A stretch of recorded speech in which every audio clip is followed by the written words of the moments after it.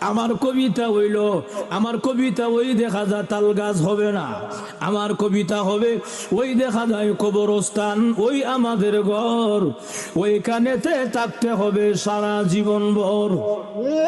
আর জোরে কান, ওই দেখা যায় কবরস্থান, ওই আমাদের ঘর, ওইখানেতে থাকতে হবে সারা জীবন ভর। ও কবর তুই চাস কি? টাকা পয়সা নেসনি, সুদ ঘুষ কাসনি বলে না, টাকা পয়সা নেই না, সুদ ঘুষ খাই না, মুমিন বান্দা পাই না। একজন যদি পাই এমনি জান্নাতের বাগান হয়ে যায়। এজন্য আল্লাহর রাসূল হাদিস শরীফে বলেন, আল কবর রাউযাতুম মিন রিয়াজিল জান্নাহ আও হুফরাতুম মিন হুফারিন নার। কবরটা কারোর জন্য জাহান্নামের গাড়া হবে, আবার কারোর জন্য জান্নাতের বাগান হবে। আল্লাহর রাসূল বলেন, ঈমান আমল যদি খারাপ হয়, বেনামাজি হয়, তাহলে কবরের মধ্যে বিষাক্ত সাপ দেওয়া হবে 99টা, এক এক ধরনের শাস্তি আরম্ভ হয়ে যাবে।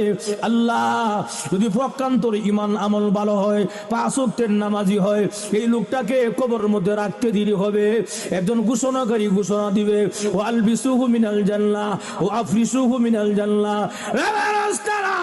আমার বান্দাকে জান্নাতি পোশাকটা পরায়া দে, আমার বান্দাকে জান্নাতি বিছানা বিছায়া দে, এবং কবর থেকে একটা ছিদ্র কইরা দে, জানালা কইরা দে জান্নাত বরাবর, যেন আমার বান্দা কবরে ঘুমায়া ঘুমায়া জান্নাতের আরামায়েশ ভোগ করতে পারে।